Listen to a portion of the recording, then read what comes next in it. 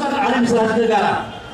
Kita harus Unjuk rasa yang digelar ini jelang sidak paripurna hak angket yang digelar di DPRD Sulawesi Selatan dengan sejumlah poin seperti pembatalan SK pejabat Provinsi Sulsel, mutasi pejabat dari Bantaeng dan Bone ke Kota Makassar, dan keterlibatan keluarga gubernur dalam proyek pemerintah provinsi. Menurut pengunjuk rasa, isu yang digulirkan DPRD Sulsel dinilai terlalu dipaksakan, bahkan hak angket diduga memuat unsur kepentingan politik anggota dewan.